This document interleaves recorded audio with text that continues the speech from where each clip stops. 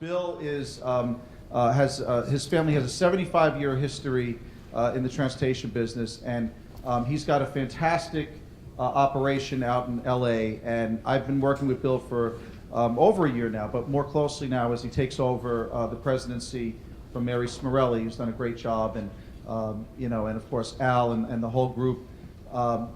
Bill has tremendous integrity. He's very smart, yes, he is a lawyer. He's a brilliant lawyer. A lot of people. I'm sorry if I outed you on that, but the bottom line is that he's really been very helpful on the legislative stuff. Piecing it apart, and we really enjoy working with you, Bill. And welcome. We'd like for you to maybe share a few words on what you want to do with your presidency of TLPA, and also on the rogue app issue and the work of your app committee, which I believe you're chairing now. So welcome. Thanks, Matt.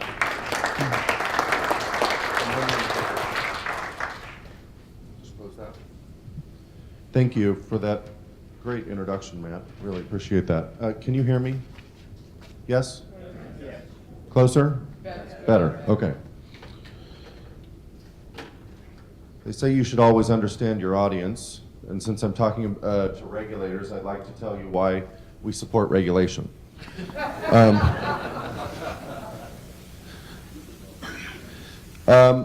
We think that lost in this discussion, I'm new to these and I hate them. We think that lost in this discussion is the reason why we've had decades and decades of evolution of regulation. We're talking about everything from passenger safety to public policy objectives like managing supply and demand on the streets, traffic congestion,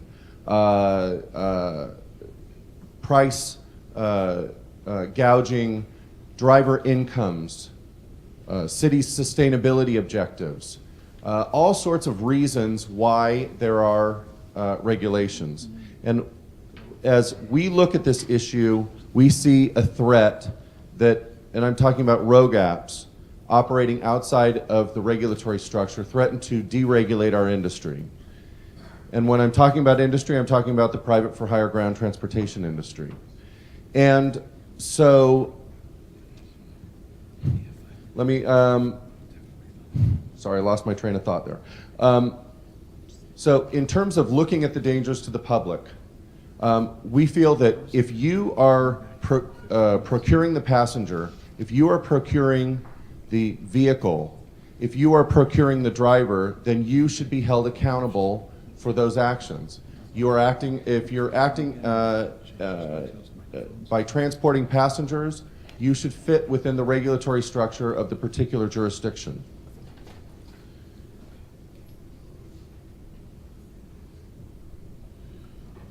The TLPA is really concerned that the playing field be level. We have providers in the limo industry and the taxi industry that spend a great deal of their resources complying with regulations, and all we're asking for is for the apps as well. If they are providing transportation, then they should be complying with the same regulations that we are. The TLPA, our members are not technology averse. We have been applying computerized dispatch technology literally since the 1980s, GPS technology to our fleets for at least 10 to 15 years. My fleet, we are early adopters of app technology. Some of this discussion has been framed in terms of whether the existing taxi industry or limo industry is averse to apps. That's really not the proper way to be looking at this discussion at all. Many of our members have either developed their own apps or worked with third-party apps and adopt that technology and have adopted that technology over the last several years. But when you're talking about apps that really are not accountable, they're not accountable for service to the disabled, service to outlying communities, service to hard-to-serve areas. This is where we're talking about, and like Matt said, apps that really just skim off the easiest trips. This is where we think that you, the regulator, should be concerned.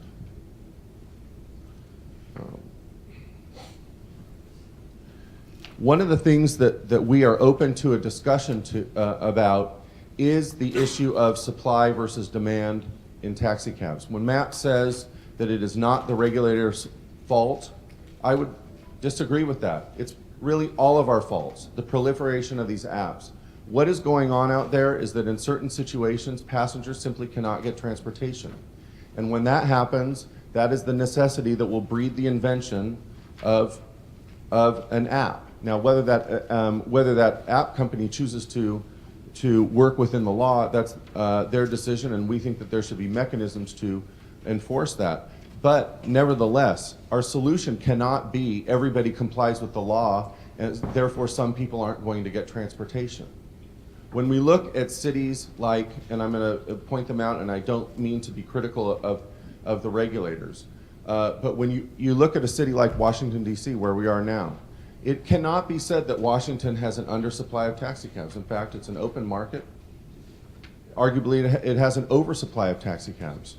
When you look at a city like San Francisco, there's a very clear undersupply of taxi cabs.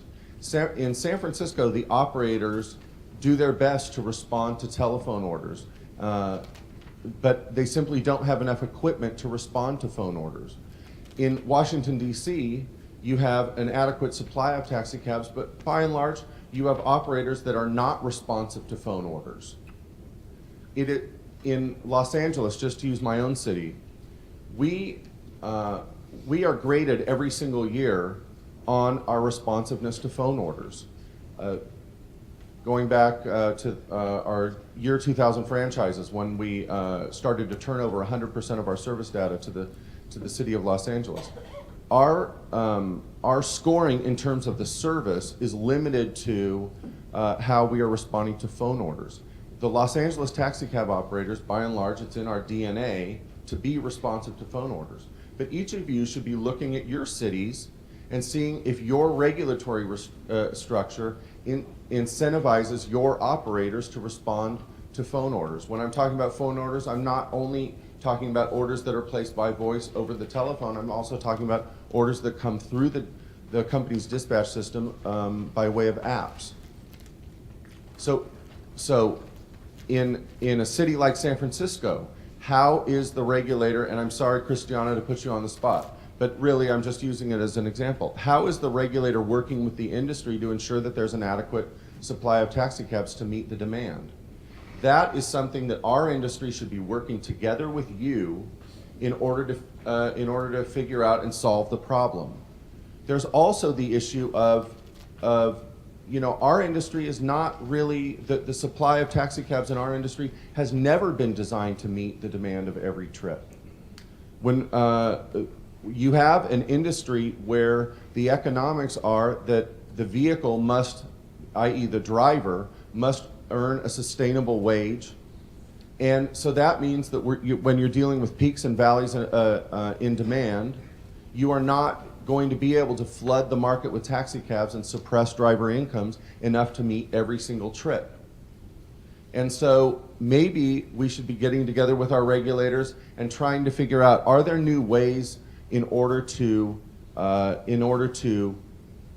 provide for an adequate supply of vehicles while we still ensure that the drivers are earning a living wage, income, however you want to put it. I would encourage our industry, and I will, and I already have encouraged our industry in my address to our members, to be creative and to be looking seriously at issues of supply and demand. There are a lot of pressures that come to bear on regulators when a city proposes increasing the number of vehicles. Usually there's a driver activist group out there who claims that driver incomes are already so low that the city can't possibly accept any more vehicles.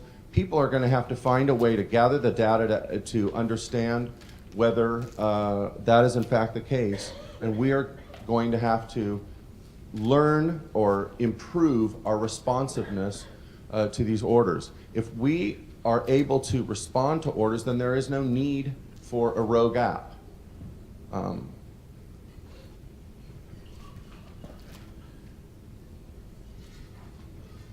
Sanders and Matt and a few others have touched on the need for full-service taxi cab companies. As regulators, you should not forget that a lot of a lot of the functions that are performed by the regulator in cities that don't have full-service taxi cab companies are performed by the taxi cab company in cities where you have full-service taxi cab companies. So in my city, we have 9 franchise cab companies.